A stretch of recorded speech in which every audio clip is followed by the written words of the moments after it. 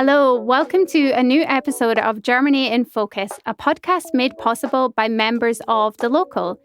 Today we're talking about culture shocks that North Americans might encounter in Germany. The citizenship reform is coming into force next month, so we're chatting about a new campaign being launched to encourage foreigners to apply and the documents you'll need to prove you're eligible. Finding therapy, especially if you have public rather than private insurance, is notoriously tricky in Germany. We'll talk about the reasons why and how to find available therapists. We'll get into what it's like to be self-employed in Germany in 2024. And finally, we'll share some interesting facts about the state of Saxony that might encourage you to visit if you haven't already. I'm Rachel Loxton, and I'm in Berlin today with journalists Paul Krantz and Burnett. And we'll also hear from journalist Avalon Pernell, who is in Germany on a Fulbright program from the United States. Hello, how are you both this week? Hello. Well, I'm great. I was just at a conference in Tallinn, the beautiful capital of Estonia. What a great place, just a direct flight from Berlin. Gorgeous Baltic Sea view, a different Baltic Sea view, we should say. Yeah. Old town, great restaurants, and a Depeche Mode bar, which I will, That's answer. Cool. I will answer more questions about that later. Highly recommended. But all that said, it's always nice to come back home to my Berlin and be in the booth with you guys. Oh, lovely. Nice. I know. We just had Whitsun-Monday, which was a national holiday in Germany. Did you have a good time, Paul? Yeah, I had a good time. I also took a little trip. Mine was a little bit closer to home. I just went to Stettin, which is a nearby Polish city. Great place to visit. Almost on the Baltic Sea, but not quite on the sea. It's in like a bit of an estuary there. But yeah, that was fun. Yeah, it's really nice there. And the lucky people in 6 German states have a holiday next week for Fronleichnam or Corpus Christi. So this is a Feiertag or public holiday in Baden-Württemberg, Bavaria, Hesse, North Rhine-Westphalia, Rhineland-Palatinate, and Saarland. That's next Thursday. Yeah, not for us though. We get the short end of the stick in Berlin again. I mean, we have some of the fewest public holidays of any German state, actually. Maybe it's just because we live awesome every day. I mean, maybe that's just what we like to tell ourselves. Every day is a holiday in Berlin, no? Yeah, that's true. That's true. But yeah, Bavaria is the place to be for public holidays. That is also true. Let's start off with a chat with Avalon Pernell, who has been working with us at The Local Germany as part of her Fulbright scholarship. This is a cultural exchange program where early career journalists come from the US to experience life in Germany and work at a host organization. So we're going to hear about Avalon's experience here and also hear about her takes on some culture shocks that Americans might get in Germany. Avalon, welcome to the booth. We're excited to have you here. Can you firstly tell us a bit about yourself? Yes, thanks so much for having me. As you've already said, my name is Avalon, and I am here through Fulbright Germany, which is a really awesome program. They're funding my being here for the last year, which has been really great. I'm looking into Berlin's startup culture with an independent project, but also outside of that, I've been working with different organizations to write stories and create content. And yeah, born and raised in Alabama, studied in Virginia, and then worked a little bit in New York before migrating my way back to Berlin. What's your impression of Germany so far?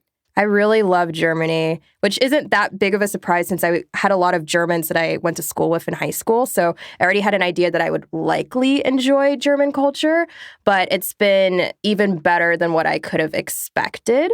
I'm a really big fan of the food as well, although currywurst has to still be my favorite, which I know some Germans would be upset about.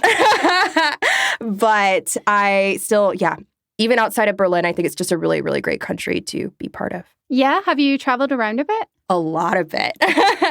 So I feel like one of my favorite things to do is just to board a regional train with my Deutschland ticket and just decide to get off at a random spot, go find some parks, find some people to talk to. So I've gone to Cottbus, gone to Brandenburg on Havel, Frankfurt, Stuttgart, Wittenberg. I've kind of seen all around Germany and the smaller places and also in some of the bigger cities as well. I love this. Do you have a favorite place that sticks out? That's really tough. However, I would say the 2 top favorites so far would have to be Dresden. Very, very beautiful city. A lot of really interesting history as well with the war there that I thought it was very interesting to talk to the different locals about. Also, a lot of Italians moved there and there's really great ice cream. And Munich, because I'm a big fan of Southern culture in the US and I feel like it's very similar. I was able to just have random conversations with people when I was at restaurants eating solo. And I feel like you don't really have that same vibe in a Berlin. But I really enjoyed the nature and everything else in Munich as well. Did you experience any culture shocks in Germany or Europe when you came here? Oh, yes. The biggest one, at least to start, would have to be Aldi. Even though I watched all the YouTube videos, everybody said it that, okay, they go really fast here and you don't want to be the person that has a German grandmother yelling at you to hurry up and get your stuff. I thought I had the right technique. No. I had to realize quickly that maybe at least for the first couple of tries, I should just split up my grocery trips so that I wasn't taking up too much time. But I finally have figured out the correct technique now, so it's no longer an issue. But even if you think you know what you're about to walk into, it is still much faster and much crazier than you could imagine, especially if there's a slight queue behind. Yeah, what is your technique? Yeah, I was going to say, give us your best tips. So my technique would be putting like the bigger items like in the front so that you can easily quickly scoop them back into your basket. And also, if you have like those items where the cashier is going to have to check in, like maybe you got some brooch-in or something else, put those towards the end so that it gives you a little bit of extra time when they're really like swiping your stuff past where they have to stop and like type stuff in. That gives you a bit more time to finish up before mitt bitte. Good tips. So aside from supermarkets, what do you think are the biggest culture shocks for people coming from the US to Germany in general? I would say for me, again, coming from like more of a Southern background, one of the biggest culture shocks isn't necessarily particular to Germany, but particular to Berlin. You don't really say like hello and hi to people in the same way that you do in even like the smaller towns, which is a reason why I go on the regional train trips. So I would find myself being like, oh my gosh, it's tough to find like true community. Since normally that was how I like made friends, was just having those random conversations. But once you do find people here, it's really, really great. I would say that's probably one of the bigger ones. Outside of that, bureaucracy is about as bureaucratic as you can expect. I actually had a recent experience where I'm trying to get my social security number here. And the person at the front actually straight up told me, you know, the website is wrong. The information that you saw online about what items you need to bring, it's wrong. We get this all the time. We're sorry that they haven't fixed it, but you still need this other paperwork. And I'm like, but if it's not on the website, then what am I supposed to do? It gets even more bureaucratic than you may even believe. But you can find ways around it. And they're often very nice about it. Yeah, I agree with both of those. Coming from California, we don't have like this concept of like Southern hospitality or something, but I think I can relate to this idea that German culture feels kind of cold in how we interact with strangers here. For example, if I'm just on a bus in San Francisco and I just sit down, like it wouldn't be weird for any random person who's sitting there to just strike up a conversation with me, ask me how's my day, whatever, just talk about anything really. Whereas in Germany, in public transit, I generally don't expect anyone to say anything to me.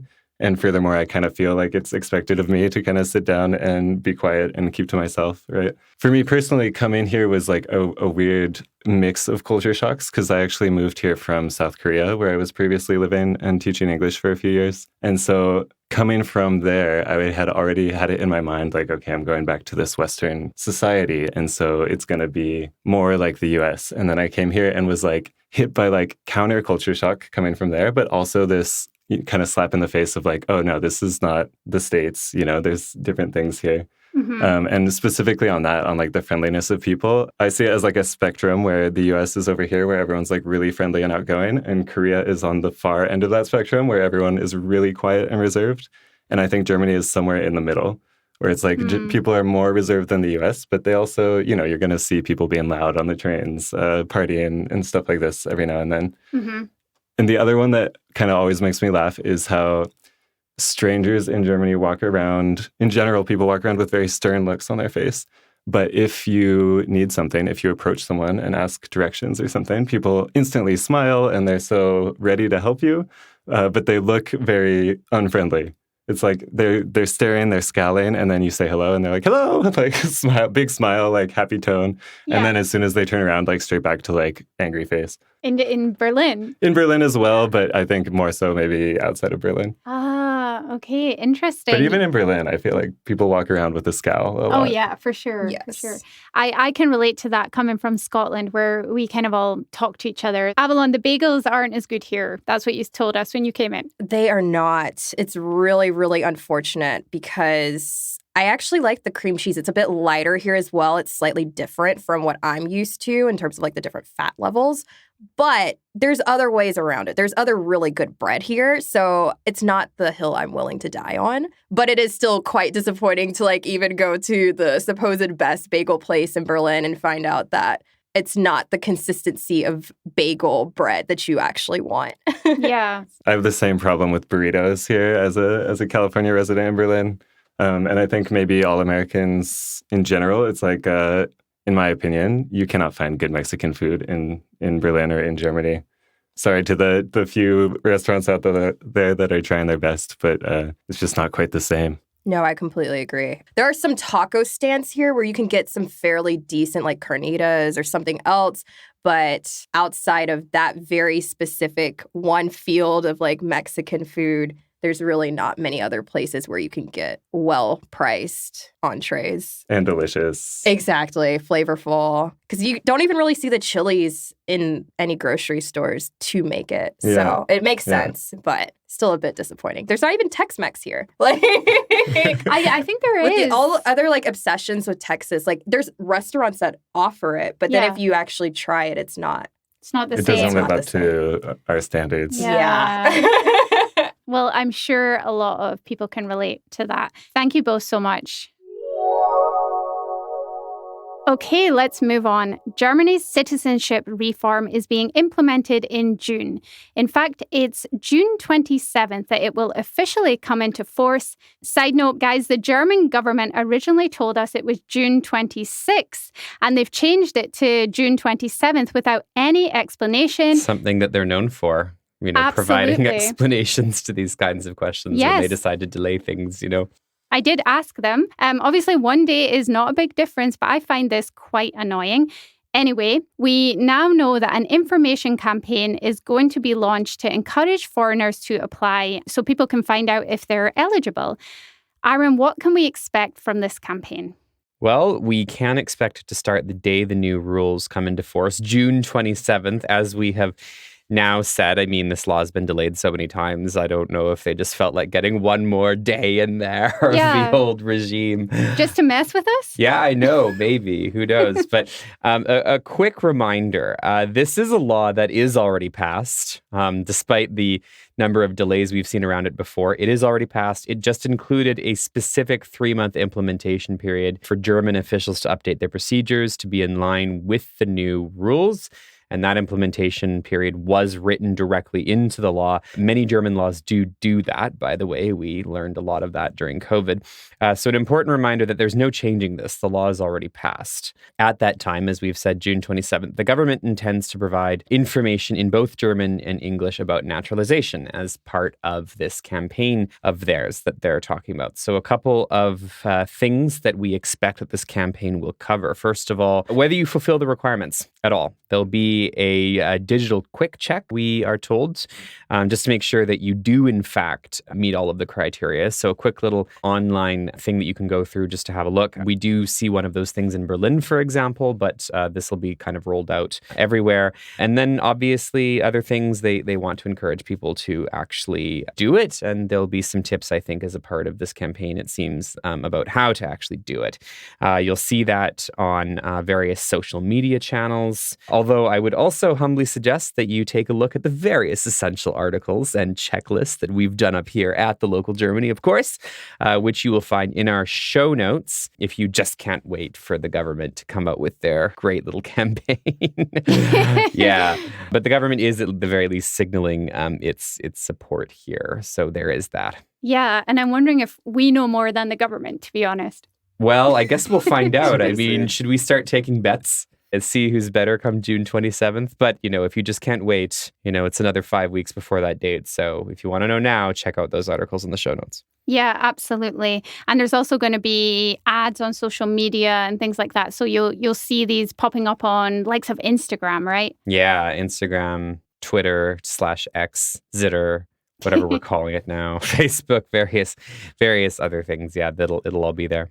Aaron, can you tell us what the new requirements will be and also how you can prove them? Well, one thing to mention is something that you will not need any longer, of course, which is proof that you've renounced any other nationality that you might hold, because, of course, this new law will allow multiple nationality. So one less document there for you to provide. So you're going to need your application forms.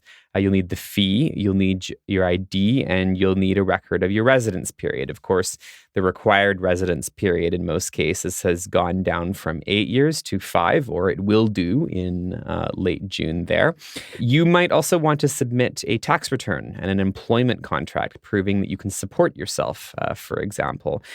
You'll want your German language test results. You'll want your citizenship test results. Even having your health insurance record might not hurt either. Basically, the long and short of it is that this country loves documents. So if you have a document that helps prove something, maybe that helps. One immigration lawyer we spoke with, Andreas Moser, also says that you should think about writing a cover letter on your application to explain everything that needs explaining. So, for example, everyone's going to have a slightly different application sometimes, and there'll be some things that maybe aren't really standard. So, for example, you might have kids in your application, and they're on your application, but they have a different last name to you, for example. If something like that were to happen, you can write in that cover letter just explaining why this is and what sort of documents you've included to help clear all of that up. And of course, try and have that application nice and organized. It might help process it faster. Really good advice, Aaron. So, Aaron, how do you show residence then if you maybe have lived in Germany for 5 years and you're thinking, I want to apply as soon as June 27th hits? How do you show that? Well, there's a few different documents you probably could have. So first, very basic could be your Anmeldung, your registration showing or Anmeldungs if you've had more than one, I suppose, showing, your record of residence there. If you have a rental contract that you can show, that would help. If you own your house, you can, for example, have a document proving that you own it and that you reside there, especially if it's with your Anmeldung, for example. There's all kinds of things that you can potentially use, which really will prove that, you do live here. Mm-hmm. So basically, anything you have, like you said, this country loves documents. Anything you have that proves you've been here, a legal resident for 5 years or more, you're good to go, and you can show you support yourself and all those other things. Yeah, and again, this could be a number of different documents that you could use. If you have something, use it. When in doubt, use it, basically. When in doubt, attach documents. That is great advice. Thank you so much. Anyone who's tried to get mental health help, including therapy in Germany, will know that it can be difficult to access. Paul, you wrote a really great article recently looking at how to find therapists. Can you tell us firstly, how bad is the situation for availability in Germany? Yeah, for many in Germany who may try to seek out mental health care, the situation can be quite dire. And for most people, Germans included, it really comes down to this two-pronged problem. So first, there's a supply issue, a supply of therapists, that is. So in some places, there really just aren't enough therapists per the number of people, especially in popular cities. And this is driven in part by a spike in demand for therapy in recent years, especially following the COVID pandemic. According to reporting by RBB last year, the number of people looking for psychotherapy in Germany rose by 40% as opposed to pre-pandemic levels. And the majority of people trying to find a therapist now are waiting up to 6 months or more for treatment. But secondly, even if you can find an available therapist, there's this added challenge of having your care paid for. So for many of us who stick to Germany's public healthcare insurance coverage, getting mental health services covered can be a serious challenge. There's basically not that many psychotherapists that are covered by public health insurance, and having one covered by public insurance requires this really complicated process with a fair amount of paperwork involved. Why is it so bad then? Why aren't there more psychotherapists, counselors, things like that? Yeah, so one major constraining factor here is basically poor policy. And specifically, it's this coverage plan called the Bedarfsplanung in German. So the Bedarfsplanung is set by a federal committee, and it's intended to ensure that specialist care is kind of uniformly available across Germany. So you can imagine, if there was no regulation in place, it's quite possible that all these therapists would flock to the big cities where there's more clients, and then smaller towns in rural areas could really be left out. But the Bedarfsplanung works by basically capping the number of specialist licenses in a region. So therapists who want to treat patients on public health insurance need to obtain one of these licenses. And unfortunately, the number of licenses available in popular areas can just be really too few. In fact, there's reason to believe that the current level of need, as determined by this Bedarfsplanung, is severely underestimated. In some places, the number of available licenses is so limited that doctors who are retiring now are basically selling their licenses to the next generation, to the highest bidder. Whoa. Yeah, it's kind of wild. So there's like young doctors who are just waiting for a chance to start their own practice, and they have to maybe go into debt to buy a license from an old guy who's retiring who got his for free in the 90s or something. Mm-hmm. But anyway, to put it simply, this questionable regulation is basically limiting the number of therapists who can accept basic health insurance here in Germany. And so for patients, that means that there's a lack of access to mental health care, as many of these therapists are fully booked, or there's like really unreasonable wait times. Where should people start if they think that they want therapy? So there are a couple tricks you can try to find mental health care a little more quickly beyond these standard avenues. So the first hack I would recommend is to seek out therapy with a therapist in training at like a local academy. So you can typically find these by searching for Academy for Psychotherapy in German and your region's name. Like the Berliner Academy for Psychotherapy is one here in Berlin, for example. And many of these academies allow patients to book appointments with their grad student therapists who need to do a certain number of supervised practice hours. So the advantages here are that the cost is quite less, even though you will have to cover this fee yourself. But also you can find more availability there because not everyone thinks to look for therapy in these places. So some people might be thinking, do I really want to take a chance with like a student therapist who's not as practiced? But you can keep in mind that these are PhD students. They've already gone through quite a bit of training. And these are also supervised sessions. So your therapy session would be reviewed by a professor, and they are, then giving feedback to the students. So in some sense, you're kind of getting two therapists for the price of one. That's a really good sell. And also, there's been a number of studies that have shown that this kind of therapy is actually as effective as regular therapy with a more experienced professional. Another trick, especially for students in Germany, would be to check with your school or local student unions to see about mental health resources. One I know about in Berlin is that students in Berlin can take advantage of a free 50-minute phone conversation with a therapist. And this is available through the Berlin Student Association, Studierendenwerk.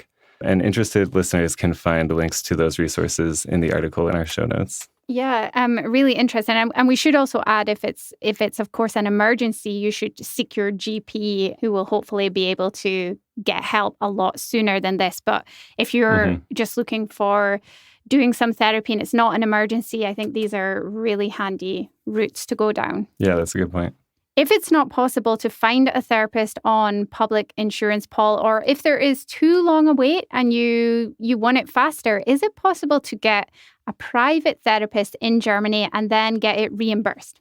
Yeah, it is. And for a lot of people, that ends up basically being what you have to do if you're on public health insurance in order to get psychotherapy covered. But it's really not an easy process.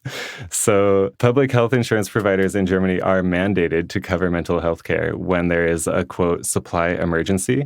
And it would be considered a supply emergency if you need to wait more than 3 months, for example, to see a therapist in your area. So if you are in that position, you can then see a private therapist, meaning a therapist who would otherwise only work for people who are on private insurance. But to do so, you're going to need to collect a number of documents. So buckle up. Here's the process in brief. There's, when in doubt, get a document. Get a document. So first, you need a written recommendation for treatment. This is called a PTV-11 form, and you can get this from any therapist after an initial consultation. Then you're going to need to document an honest attempt to get treatment from public health insurance therapists. So this is usually you contacting 3 to 5 therapists in your region, trying to get an appointment. And keep track, by the way, of when you contacted these offices, the times and dates, and how long the waiting list for treatment was at each of them. So, of course, if one of these offices gives you an appointment, then congratulations. You just won Germany's therapy lottery, and you can enjoy your public insurance-covered care. But more often than not, there might not be any availability, and then this is when you can step forward with the process to try to seek other options. Meanwhile, you should also contact the Association of Statutory Health Insurance Physicians. This is basically an organization that's there to help you get connected with a therapist. And they have a service which will help you find availability if there is any, but this rarely happens. So give them 4 weeks to try to connect you. And then after you've done all of that, it means you've officially found your supply emergency in therapy, and you can now contact any private practice therapist for your care. In this case, you'll need to register with them as a self-paying patient initially, but then you can submit this outpatient reimbursement form and have those costs sent over to your insurance provider. And by the way, most therapists are familiar with this process and can help you with that bit when you get to their office. And again, more details for that whole process, if you're looking into it, are in the article linked in our show notes. Thanks so much, Paul. That's really helpful. A recent survey found that almost half of freelancers or self-employed people in Germany were struggling to find assignments this year due to the difficult economy. Avalon, you've been looking into this story. What is the outlook for freelancers in Germany at the moment? Yes, I would say that it definitely still tends to mimic the survey, at least amongst readers of the local. What we did end up finding from those who filled out our own personal survey is that freelance is still a possible pathway to go about making work and business. However, the usual suspects, taxes, healthcare contributions, also unemployment or future retirement funds are also very hard to make sure you're making all of those payments when there is a little bit of a slump with everything else in terms of your pipeline. However, if you are a freelancer with a very specific niche that is very hard to come by elsewhere, most of those individuals have not seen as large of an impact. What have people been saying in our survey, Avalon? Like, what is their individual experiences? From our survey, we heard quite a bit about how those who felt like their services couldn't be easily replicated by AI felt like they were unlikely to be cut by budgets. However, those potentially writers who had side gigs, getting to do different smaller SEO-based blog posts for certain companies, felt like their ability to complete those side tasks that ultimately added to their overall income, felt like there was a slight adjustment downward for their pipeline as well. So again, if you're able to still differentiate yourself in the market, you're still mostly able to be fine, but it's definitely becoming a bit more difficult. Mm-hmm. And the economic outlook in Germany does seem to be slightly improving overall. Do you think there are signs of improvement for people who are freelance or self-employed? Yes. I would also say, just judging from the different survey responses that we got as well, that a lot of the different freelancers said that they were having good conversations and that it seems like the overall outlook was looking a bit better, especially better from 2021, where many pointed out that was a really difficult year. However, regardless of what the outlook is looking like, many freelancers still point out that different tax issues and also just the overall bureaucracy to get your business started and make sure that you're not going to get audited and have a lot of trouble later on tends to still be a major issue for many freelancers across Germany. Mm-hmm.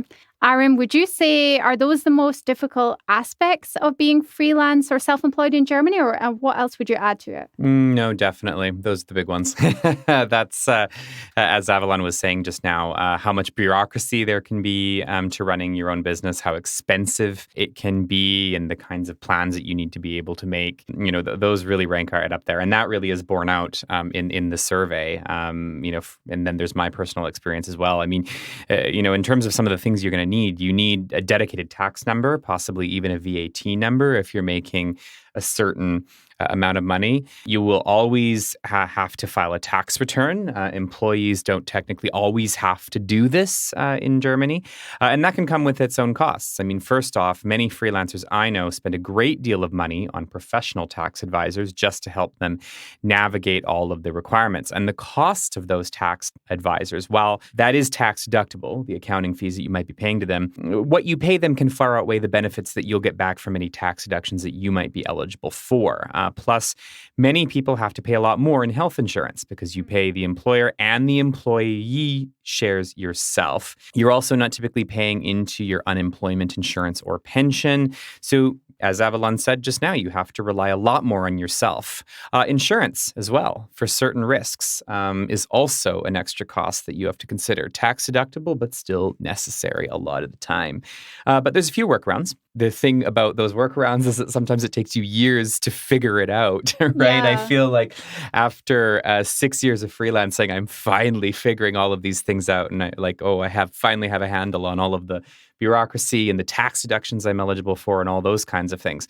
So you can find some of those workarounds in our show notes. But first up, if you're a creative freelancer, so a writer, a photographer, a painter, a stage performer, a graphic designer, all kinds of things, you can sign up for the Artist Social Insurance Fund, the KSK, and that'll lower your health insurance costs. It'll also allow you to contribute to your state pension. So you need to be working 5 years in Germany to get one of those, but then that'll start counting in terms of your clock there. Next, there's plenty of great tax apps designed specifically for the self-employed. I fired my professional tax advisor last year. Oh. And I found a tax app where I pay about 250 euros a year for a software license. A professional tax advisor, by comparison, can eat up that in a matter of hours. For sure. This app finds me a lot of good deductions. Lastly, see what kind of professional associations there are for your industry and if membership can help you. So for my own example, I'm a member of the German Journalists Association, and my membership fees include legal insurance, for example, to cover my legal costs if I were, for example, to ever be unjustly, of course, sued for libel or slander. Course. Yeah. Not that has happened or that I expect it to happen, of course, by the way, not least by the local, one of my most wonderful clients. But it is worth checking your relevant industry associations in Germany because they may offer certain benefits and networks for you that will help with costs and protection. Really good tips. Do you both think it's still worth going freelance in Germany? You think there's some good parts to it? Absolutely. I think that it still gives you a level of flexibility that being a full-time worker may not necessarily give. And especially if you're a person who likes to have something slightly different, if you don't want every day to necessarily look the exact same, then it can be really great. I would just say make sure you have a nice chunk of savings that you can fall back on in case you are hit with a slight slowdown like what some freelancers are facing right now. Definitely. I think that any guideline that you end up seeing for how much you should have put away, double that if you can. Like really just make sure that rainy day fund has a healthy amount in there. I would say that in Germany, one advantage that I do see is if I invoice, I typically do actually get paid within 2 weeks most of the time. I do have clients in other countries, Canada, the UK, Ireland, a few other places, and I tend to notice that those invoices take a little longer to be paid, and the worst is the US. So, of course. If you do work for a client there, the amount of time that it can sometimes take to get you paid, for example. In Germany, it's comparatively good, I would say. And yeah, as Avalon says, there's a whole bunch of freedom associated if you can kind of figure out, all of the other things that you need to do. You can have a tremendous amount of control over your own schedule and over when you take holidays and all of those kinds of amazing things, the projects that you even pick sometimes. There's a lot of good things going for it if, again, you can figure out the financial aspects and the bureaucracy. Thank you so much to both of you. And Avalon, we have loved having you on. Absolutely. Thank you. Please come back. Yes. As regular listeners will know, we like to focus on different parts of Germany and chat about interesting facts. Last week, we talked about Cologne. A few weeks ago, we talked about Nuremberg. And today, we're talking about Saxony. I know it's a whole state. But we love Saxony. It's a very interesting one. So this was part of East Germany, of course, during the separation after the war. It has a population of around 4 million people. It's home to around 300,000 foreign residents. The big cities are, of course, Leipzig, Dresden, Chemnitz. So it's a really interesting state, which I would say gets a bit of a bad rap. The far-right Alternative for Germany have in recent years gained support in Saxony, and there is a state election coming up this year in September that we are all watching closely. But aside from politics, there's lots of history and culture. Guys, what fact do you want to share today about Saxony? Well, having talked about therapy earlier, I feel compelled to share that psychology as a field of academic study actually came from Saxony. So, cool. Yeah, kind of wild. Psychology as a field of study was first established at the University of Leipzig in 1879 by a Wilhelm Maximilian Wundt. And Wundt created the first institute for experimental psychology, and his research and findings continue to inform the subject today. Another important invention from Saxony is the coffee filter. This one really hits close to home for me personally. After I accidentally shattered a couple of French presses in a row recently, I've switched to making drip coffee. And thanks to Melita Benst from Dresden, she is saving me from a mouthful of coffee bean grit every time I drink a cup. So apparently Melita didn't like sediment in her coffee either. And so in 1908, she used a bit of blotting paper from one of her son's notebooks to make the world's first coffee filter. And I guess recognizing the worth of her invention, she and her husband founded the Melita Company. This is a brand that many listeners may recognize, or if you see it printed, I think you'll recognize the name, and patented this coffee filter design. Interesting.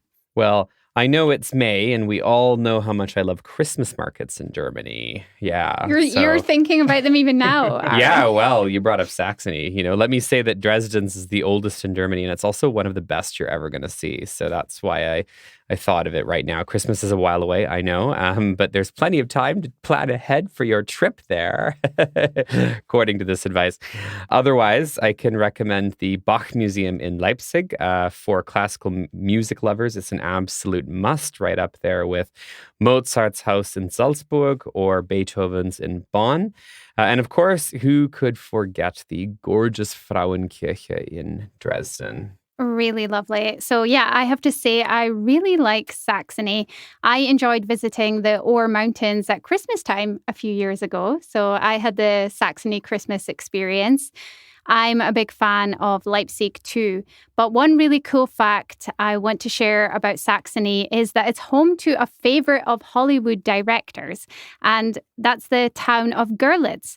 So the city lies in the east of the state near the Polish border, and it's extremely pretty. It's really gorgeous. And right on that border too. Absolutely. You can just right across the river, you can wave over to Poland there. If you've watched the films Inglourious Basterds, The Grand Budapest Hotel, and The Reader, you will have seen Görlitz in the background. The scenes showing the Grand Budapest Hotel lobby, for example, were filmed inside the Kaufhaus in Görlitz.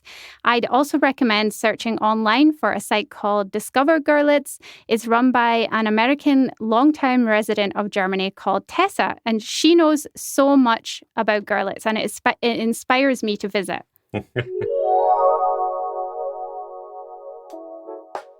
That's it for this week. Thank you so much to all our listeners. As always, we will add links in the show notes to the stories we've been talking about today. It would mean a lot to us if you hit follow, left a rating or a review wherever you listen to your podcasts. This week's panelists have been Paul Krantz and Burnett. We also heard from Avalon Pernell, and our sound engineer is Rhys Edwards. I'm Rachel Loxton. We hope you enjoyed listening, and we'll be back again next week. Until then, take care.